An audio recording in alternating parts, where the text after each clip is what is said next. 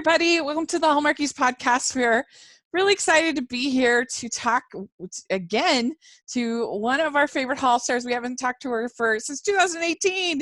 Crazy. But we have Lilah Fitzgerald is here, and I'm film critic Rachel Wagner, and Jess is here. Hey, everybody. Yes. And Lilah, thank you so much for coming on the podcast again. Thank you so much for having me again. I'm so excited. Yeah. So you're safe and you're quarantined up there in Canada? Oh yeah, practicing some good social distancing, making sure I'm using a lot of hand sanitizer. That's good. Are you able to do some of your dance and stuff like that there at your house? It's good, actually. A lot of dancers now are doing live stream classes over Instagram, so I'm able to do a lot of those. I don't have much room. I keep hitting the light in our kitchen. But, it's something. Yeah, something. Keep going it's crazy. Good. It's good because you get to take classes from, really amazing industry professionals like Tyler Peck, Isabella Ballston, all of those people. So it's amazing. Uh-huh. Yeah. Mm-hmm. Well, that's good. That's good. Are we doing these things to be helpful or to keep us from not going crazy? I think probably a combination of the two. Yeah, a little of both. I think both kind of veering a bit more towards not going crazy, but right. Exactly. So yes, so we didn't talk to you all of last year, which was too long. Way too long. But so what was a highlight of 2019 for you? Something exciting. Highlight of 2019. I think probably 2019 I started getting more into musical theater. Oh. Training more for that, doing a show that I'm not sure if is going to go on anymore. Yeah. But, I've been working more on that. We're doing Legally Blonde, the musical, so that's pretty fun. That's really exciting. Trying to become a full triple threat instead of just, I like singing, I like acting, I like dancing, trying to put them all together. Yeah. You're just the whole package. Well, hopefully. So was that just with your high school or with your theater? It's with the Performing Arts School, Lindbergh Academy out in Coquitlam, actually. That's great. That's exciting. Yeah, it's really fun. Yeah. So I think you turned 16 this year. Is that correct? I turned 17 in June. Oh, in June. Okay. But I'm still 16 as of right now. So did you get your driver's license or did you hold off? I have my driver's license. I've kind of put off the driving lessons. Big vehicles scare me. I have to move the seat so far forward to be able to reach the pedals and see everything. But I'm doing better. I'm getting a bit better at parking. If I'm able to pull through a spot, I'm totally fine. Uh-huh. If I have to just pull in between the lines, it gets a little iffy, and I haven't even attempted parallel parking yet. But, I'm getting there. But you were able to pass the license test? I passed the license test. Yeah, I did really well on the test. I studied for a long time for that. Mm-hmm. Oh, so you have the written part done, but you don't have or do they not do that in Canada? I have to do my how it works in Canada is you do your written test and you get your L, and then you're just allowed to go out on the road and drive as long as you have someone over the age of 25 who is licensed with you. And then your next step after a year, you get your N, and then you can drive by yourself. You have to do a road test for that. So it's kind of like it's more like a permit kind of here. So you have to have a licensed driver. Yeah. I don't blame you at all. I waited. I didn't get my full license until I was 17 as well. So I think I don't know. I mean, it's nice as soon as you get your full license, your parents just want you to do all their kind of chores and get stuff for them, things like that. So you might as well wait. Yeah, maybe I will hold off now. Yeah, you'll see. Can you go to the market? Can you go to can you pick up this at the pharmacy for me? But yeah, I waited until I was 17 just because I was so busy and I'm not. It was hard for me to learn how to drive. Learning to drive is, it's all well and good when you're taking the test and you're reading the book. You're like, okay, I understand this. And then you get on the road and there's other cars and you're like, what if they do the wrong thing? And then you just start psyching yourself out. Yeah. And I think it's hard too because like when you're doing your driving test, you're in a car you're not familiar with. Like I remember I was driving once with one of my instructors and it started raining and I didn't know where the windshield wipers were on that car. I'm just like, I don't like freaking out. I am so grateful now they let you take the test in your own car. Yeah. Oh, they do? So okay. They do. At least here they do. Yeah. So that'll be good because I think if I had to use a car I wasn't used to, I'd be like, okay, this is not going to go well. Yeah. Well, I was lucky too. In Maryland, where I got my license, it's out on a track. It's not out in the. I think that would be a lot scarier to be out on the regular road. I just don't want to do it with my mom in the car helping me. I'm like, okay, I'm good. As soon as I get in with a stranger and they're just watching me for mistakes, I'm gonna be like, I don't usually drive like this. I'm just anxious. Yeah, for sure. That's funny. Yeah, there's just so many things to keep track of, when you're driving. That's part of the challenge of it. Is kind of multitasking all the different parts at the same time. When I was going to driver's ed, I made the mistake of signing up for one lesson of stick shift and manual, and it was rough. It was rough going, and we were going really slow because I was struggling. And I looked back in my rearview mirror, and one of my teachers from church was right behind me, and he and his daughters were cracking up laughing. Oh, I don't even want to think about attempting to drive a stick. That would be way out of my league. Like, yeah, so far out of what I can do. It was pretty ambitious on my part, I think too. I don't think I should have. That's for sure. But anyway, it was funny. I always remember them looking at and laughing. I thought I was driving. So how is aside from this this craziness, how in general is your ballet going for you?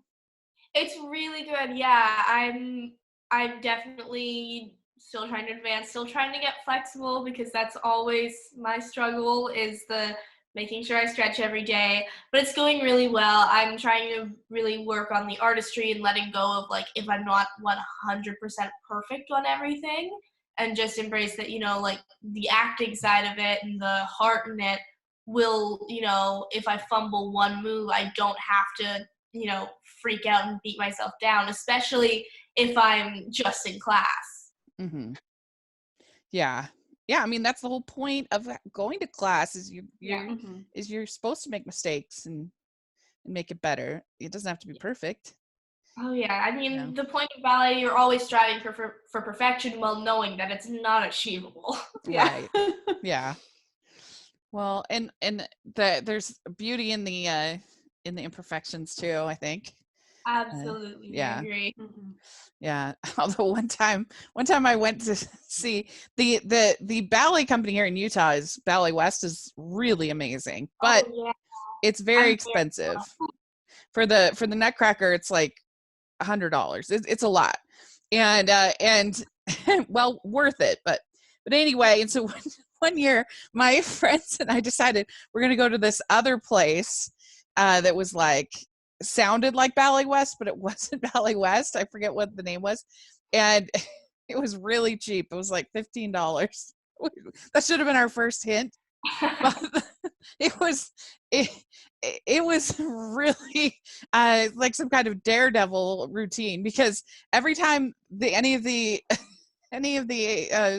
dancers got lifted, I was scared for their lives because it was so shaky and it was so like, oh my gosh. It's so scary when you can see that on stage, even just like when she's like just in an arabesque, just holding his hand, and the guy's hand is just shaking uncontrollably, and their arms are just going a mile a minute. And you're like, what's gonna happen here? Come down off point. Yeah, and so we just started laughing at a certain point because it was so ridiculous, and my friend was like, "See, that was way more entertaining." Ballet West. I mean, it probably would be more entertaining. Yeah, the amount of strength the guys have to have is, I mean, it was more. I can't even imagine. Yeah, more death-defying, that's for sure. It was so funny. But yeah, so I was curious. Do you have a favorite dance movie? There's so many movies about dance, and my favorite dance movie is Dirty Dancing. Good choice. Classic, yeah. Yes. I love it. It's romantic. Mm-hmm. And it's pretty real. Like it's pretty. I mean, it's a real coming of age story. It's really good. The class division and all of that. I love it. Mm-hmm. Yeah, and just her helping her friends and it's a good choice. I approve. One of my favorite movies of all time. Yeah, it's really, really good. All right, very good. So, let's talk about the Daro Daro body of evidence.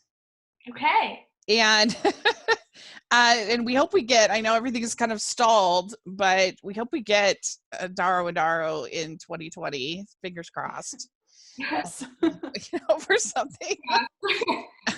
But with body of evidence, that was, I believe, the one where Lou wants to play baseball. Is that right? And her coach. I always mess up on their names. I think body of evidence was the one second. Let me just make sure. I always think of them as Darren 1, Darren 2. Yeah. I think Key of Love was the baseball one, because I just watched Body of Evidence last night, and that was the one where you jump rope a lot. Okay, yeah, that was the jump rope one. I thought so, but I didn't want to say, oh, there's the jump rope one, and then yeah, no, that was the jumping rope one. That one, so I could not jump rope. Oh, really? I thought, 6-year-olds jump rope, so every time before I go on a set, I make sure I 100% know what I'm doing. I don't have to sweat anything, except for, the anxiety of I'm on set, I want to do well. And then I got there and I had to jump rope. And so, it was in the middle of my Joffrey Ballet summer intensive. I left partway through that, came back, filmed Darren, and then went back to Joffrey. So I just flown in. And I was tired, but I was ready to get going. I was so excited. And I showed up on set, and they handed me a skip rope, and that's when everyone found out Lilah Fitzgerald does not know how to jump rope, myself included. I didn't know that I couldn't skip rope. So then I had pretty much just them setting up the shot to figure out how to jump rope. And it was everyone on set coming up and trying to help, and it almost became okay, I'm going to be the one that helps Lilah figure it out. And, I was terrible at it. No one could. No one could help me. They're you don't have to point. I was doing little ballet jumps. They're you don't have to jump that high. You don't have to point your feet.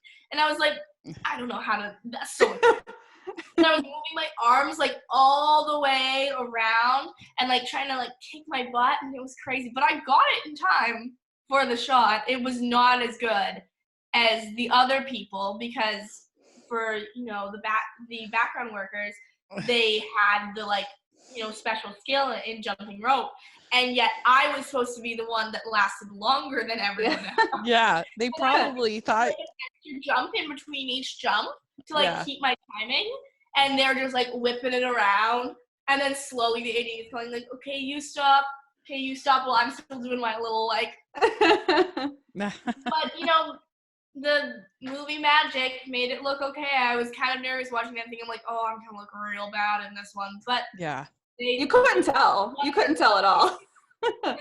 I would have had no idea you couldn't jump rope. Yeah. They probably thought, oh, this will be a breeze compared to this ballet stuff that she's doing. Well, it's not. Actually, what was so funny about my Legally Blonde, what I got cast as a character, Brooke Wyndham, who has a huge opening of Act 2 number that she's the lead in, and it's a jump rope number. Mm-hmm. So it's choreography with jump ropes. So it's like each time I go to do something, someone throws a jump rope at me just to like make sure I can't fully do it. But That's now funny. I can jump rope. Because I think the reason why I got confused in looking at it is that I think your coach is still in this one dating. He is, yeah. Joanna. He forms a relationship with Joanna. Mm-hmm. So I think that's why I got confused. But that's funny. It just must be fun when you can get back with the whole crew. Have you still not met Tom Cavanaugh yet? I finally met Tom Cavanaugh. I met him in the most recent one, number 4, and I only met him once. One scene, the end party scene. That was my first day on the set for that movie. And they had pretty much the entire cast in there. That was a beast to film because the director had to move all these moving parts, and then all the cameras had to get all the angles. Incredible. But I managed to, it was a brief meeting, but I managed to actually shake his hand and say, "Hi, nice to meet you." That's so funny. You're like, I've heard a lot about you. Yeah. Okay. Finally. We've only been co-stars in a series for 3 years. Yeah, that's crazy. Yeah, I guess it's true. That was probably the first scene that you two were in the same shot. It was. And not only that, we never had the same days together. We were never on the same sets together because I was either at school or I was at the house or doing something with mom and grandma, and he was usually courtroom and all of that stuff, and we never really mingled in the office until now. And I was like, finally. Yeah. That's funny. Well, I'm glad you got to meet him. So I'm curious, do you think that Joanna is out of line in dating Lou's coach? If your grandma started dating one of your ballet teachers, would you be irritated about that? I might be a little bit uncomfortable, but I think Lou, honestly, in my opinion, would love if Coach and Joanna 100% fully were officially together. She loves her coach. She loves her Nana. She definitely, if Nana is into this, she is 100% behind her grandma. Yeah, that's cool. Yeah, it could be a little awkward.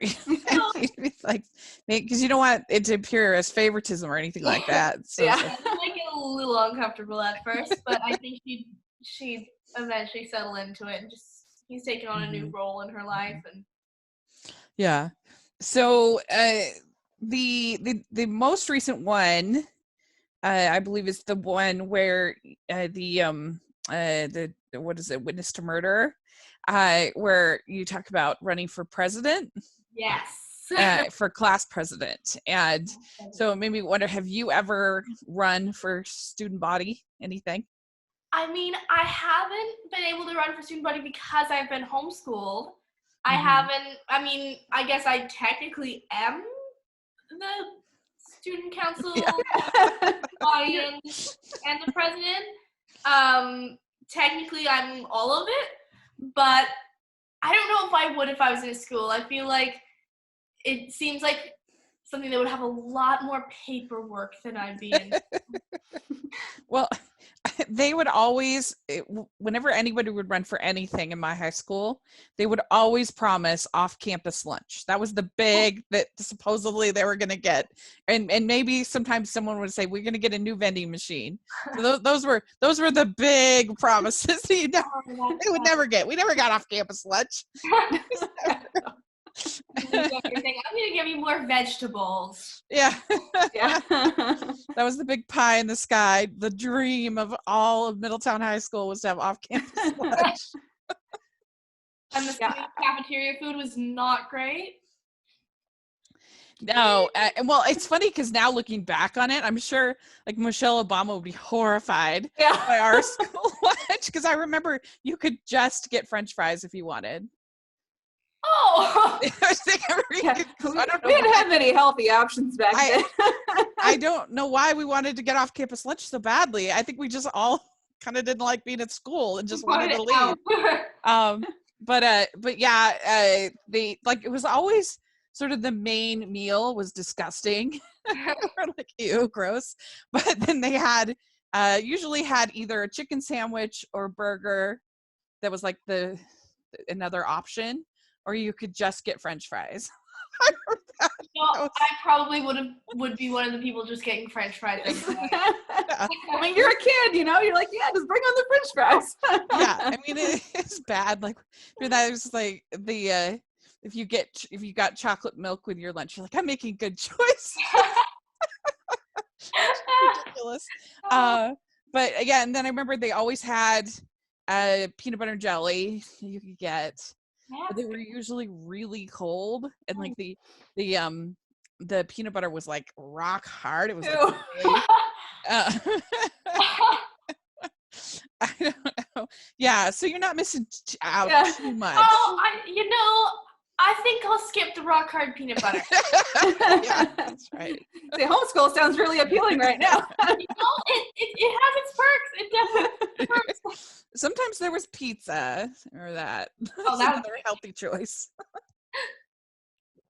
But I don't know. Jess, did you ever get hot lunch?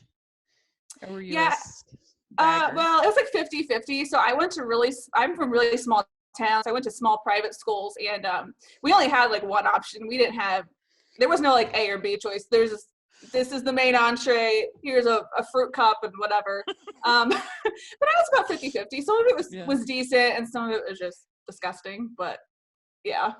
I was always so envious of my friends who did the bag lunch, because my mom had a baby when I was a freshman in high school. Oh. So they were a little busy. A little busy. Take a bit of time. Yeah. And so they just didn't have time to make me lunch. And so I just got hot lunch and sometimes hot breakfast. And the breakfast was actually pretty delicious. But I would see, because people would swap their stuff from their bag lunch. Oh. And my dad always felt like it was so absurd that you would pay more to have something in a cute little cup or a juice box or something like that. He's like, just put it in a small bag. Like, why would you pay more to have it individually packaged, right? That was he couldn't deal with that. And with 6 kids, like, you can't, you got to be pretty thrifty. Yep. And anyway, and so I always it was such envy, and especially the big like coup de grace was if somebody got a Lunchable. That was they were living. That was the high life. It was the best of all lunches. It really was. And now you look back like, oh, that's so gross. But even now, every once in a while, if I just want to like really relax and be like, I'll buy a Lunchable and just eat it. There's something kind of escapist about it. I enjoy it. But yeah. So anyway, the things you miss, Lilah. Oh, yeah.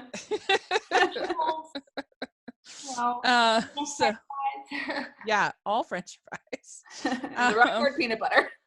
Yeah, and rock hard peanut butter. So yeah, if you had a what would be your if you were going to run for, if you was going to be Lilah Fitzgerald for president, what is like the number one thing you would want to kind of, not to get into politics too much, but one thing you'd want to like try to fix? I think I'd probably go after bullying. Mm-hmm. Yeah. I mean, that's a pretty hard thing to fix, but if you're gonna try to make a difference in the school system, that's something that definitely comes into play way too much. Yeah. And something that you can't really fight as much is the bullying that teachers sometimes do to students. Mm-hmm. Like disabled students or students that are just like not picking it up as fast, and then teachers will just make a little comment about them, kind of try to be almost like join in with the rest of the class, like the teacher and the rest of the class are peers, and try to make the class like the teacher more by making fun of one of the students. I know that happens sometimes, or that kind of thing. and just the bullying that goes on interpersonally. I think that's something that really needs more addressment than just posters in the hallway. Yeah, that's not quite as good as off-campus lunch, but it's but school dances would be pretty good. That's one thing that I'm like, I haven't go to school, so I don't get a prom. But I'll think about that's really, really important, and it's something that is it's something that affects you your whole life. I know I was bullied when I was a little girl, when I was in 5th grade, and the teachers were very kind of about it. You know, they had a very kind of boys will be boys sort of attitude about it. And so my parents were like, fine, I'm not having my daughter in your school. Yeah, I mean, thank goodness you have parents that are like that. Yeah. Yeah, I mean, it's so hard for kids who, you know, don't have any other options. It's the only place they can go, and yet they go there and they're attacked every day. Yeah, for sure. Well, let's talk about, so this movie, this weekend, there's a movie on Up TV that is airing called Undercover Angel. And this was shot in 2016. Is that correct? I think that's correct. Yes. Oh, wow. So when you were a small one, when you were a wee child, wee child. Wow. Yeah. You're like, wow. Simpler times. We weren't all quarantined then. That's right. That's true. That's very true. So, but can you tell us a little bit about the film and your role? It is, I think, one of my, I mean, I say this about everything, but it's one of my favorite movies I've ever been in because I love angels. So Undercover Angel is about a mom who's played by Catherine Isabel and her daughter who move into this new house, and it's quite a fixer-upper. Like, I think it kind of goes past the point of being a fixer-upper into you should not have moved into this house. But they're trying to figure it out, trying to make it work, and so my character kind of sees how much her mom is hurting and how much she's trying to make it work just her.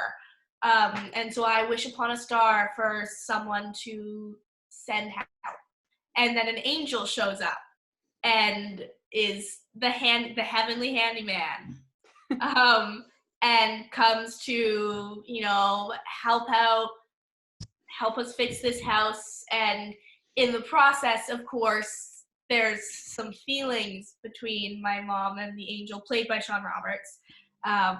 And they... Oh, the angel is the male. The angel is the male, yeah. Oh, interesting. Oh, yeah.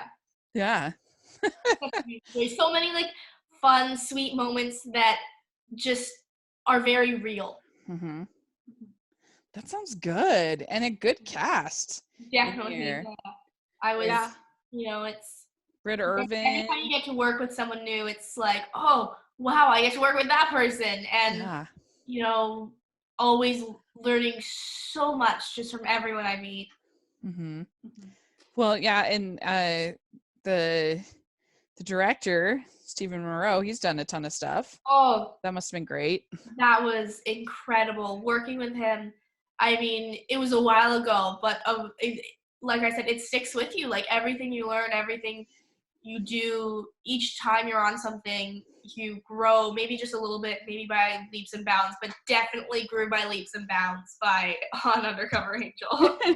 That's great. That's great. Did you said there was there any fun, like, behind the scenes stuff that happened, or anything like that?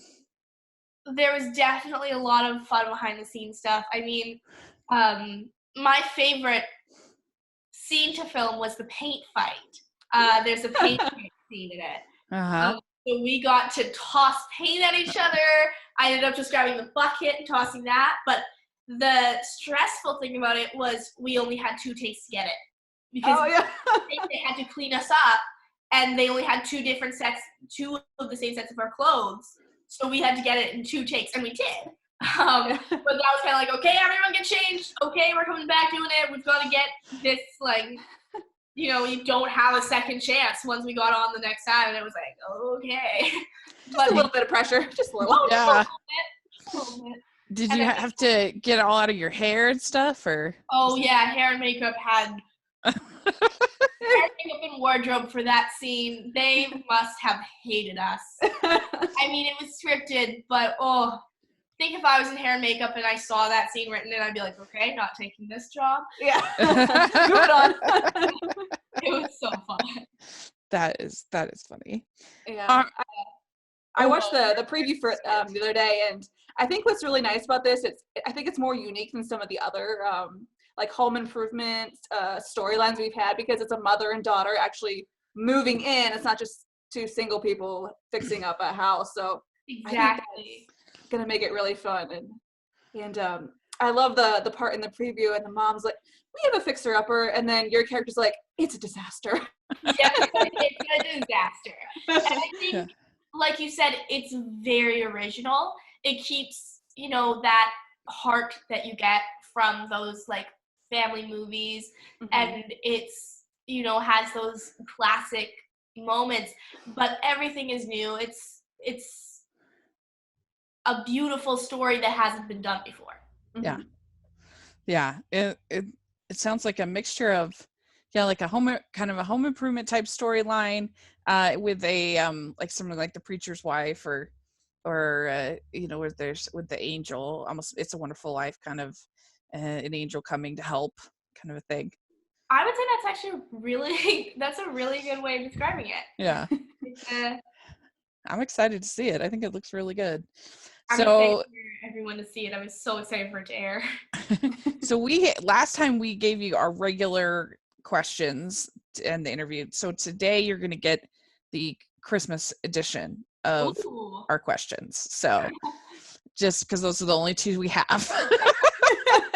So you put on your festive cap. That's what we're going to do. I have Santa hat around here somewhere. So first question, what is your favorite holiday drink? Favorite holiday drink, peppermint hot chocolate. That sounds good. All right. What is your favorite holiday cookie or treat? Oh, I love peppermint bark. I mean, as you can tell, there's a theme here, peppermint and chocolate. I love that. But probably gingerbread cookies. Ah, very good. Yeah. Okay. What is your favorite Christmas song or carol? Oh, I love like Away in a Manger, Silent Night, Oh Holy Night. Those are some of my favorites. Those are good. Very good. Do you have a favorite Christmas classic film? It's a Wonderful Life. So good. Very good. All right. What is your favorite holiday tradition? Favorite holiday tradition?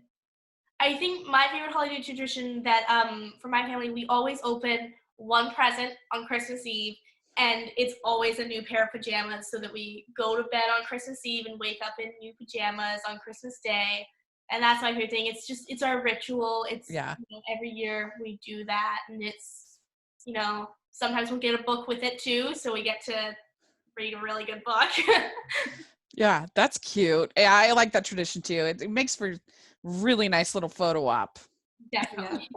I think it's becoming a really popular tradition too. I see a lot of people who do the pajamas the night before, and they get their picture all together with their matching pajamas. Yeah, you can compare them to last year and be like, not as good. Or these are better. They've upped the fabric quality, but the pattern not so much. Right. My family is always hard because we had like such different ages. Because we joke with my parents. My parents kind of went in two batches. We joke with them that you always burn the first batch. You have to try again. But because I have a sister that's there's three of us that are kind of the older kids, and then my mom had a baby when I was 10, when I was 16, and when I was 18. Oh wow! And so it's kind of a big spread. Yeah, it was a big spread. It made it kind of hard to do anything kind of as a family, because you had like these little kids, and then you had these teenagers / young adults. It's like, what do you do? Yeah. But, we just tried to go someplace with the water. That was the one thing we all liked. That's true. Yeah, definitely going to be good for that. But anyway, it was interesting. Do you have a memorable Christmas gift that you either gave or received? Like, do you have your Red Ryder BB gun? My most memorable Christmas gift is my sister. A few days before Christmas, she made me a teddy bear, and my sister does not sew. She hates sewing, but she made me this little bear that I very originally named Barry.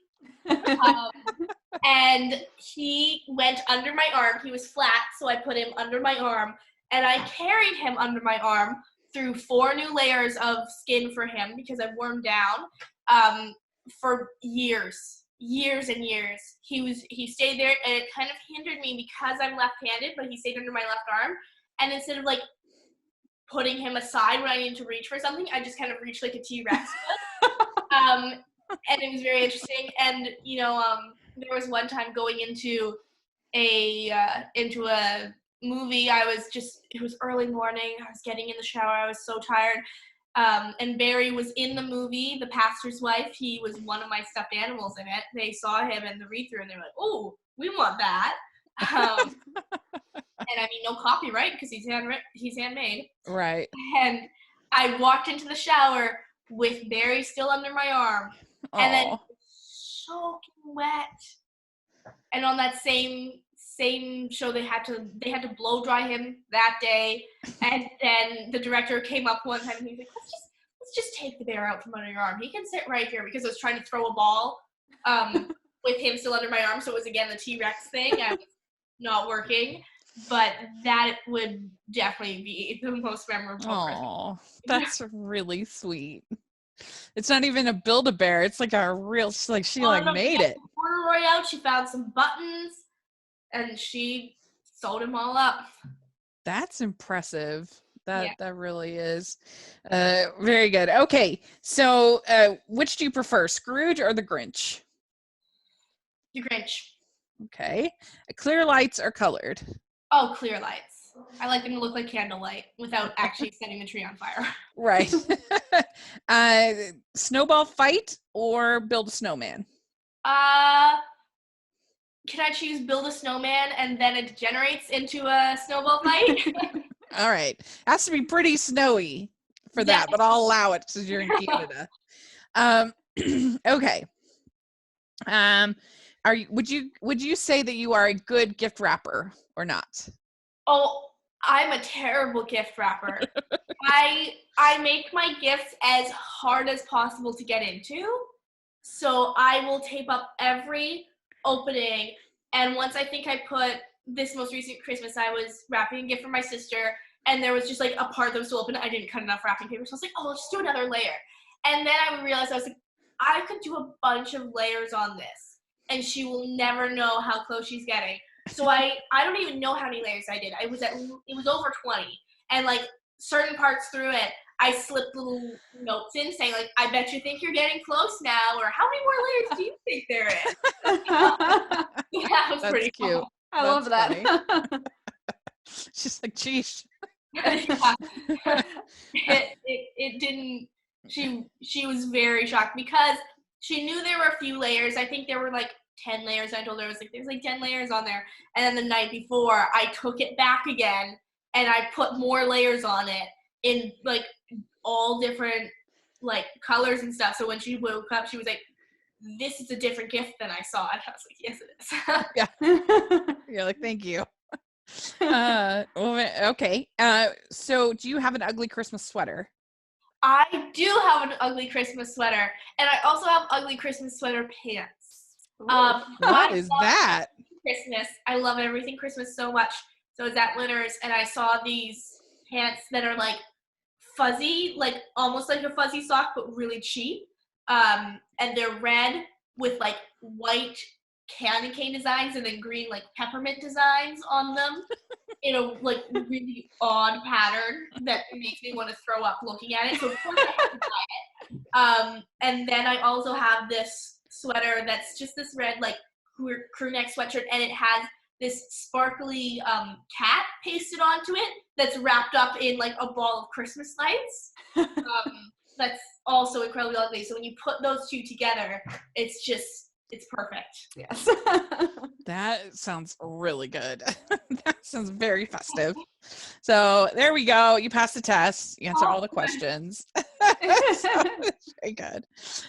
So thank you so much, Lilah, for coming on and talking with us. This was so much fun to catch up and hear how you're doing. Oh, We're so glad. You so much for having me back on. I love doing this. I was so excited when I heard. I was like, yes, please. When hopefully we get our next star on Dara, we'll have you back again for a third time. Okay. But yeah, I hope so. Yeah. So do you have social media you'd like to share? Yes, my all across Instagram, Twitter, and Facebook, it's Lilah Fitzgerald. Great. And Jess, what about you? Mine's more complicated. Mine's different for like everyone. But on Twitter, you can find me at jmbossy, BOSSE 77. Instagram, I'm at Jess, BSW blog, or you can check out my website, beneathstillwaters.com. Great. And we'll have it all in the description. So y'all remember that. It's all there. And you can follow me at Rachel's Reviews, all of our social media, iTunes, YouTube, everywhere. And you can follow the podcast, the Hallmarkies Pod and Hallmarkies Podcast, all of our social media and iTunes, YouTube. And if you're listening on iTunes, please leave us your ratings and reviews. It really helps us a lot. And if you're listening on YouTube, please give us a thumbs up and subscribe to the channel. We sure appreciate that. We also have our Patreon group, and we so much appreciate that support. And we have our merch store, which has all kinds of fun stuff. So check that out. And thanks again, Lilah. We really, really appreciate it. And we'll talk again soon. Happy quarantining, everybody. Yeah. Thank you so much. Happy quarantining. Yeah. Bye. Bye. Bye.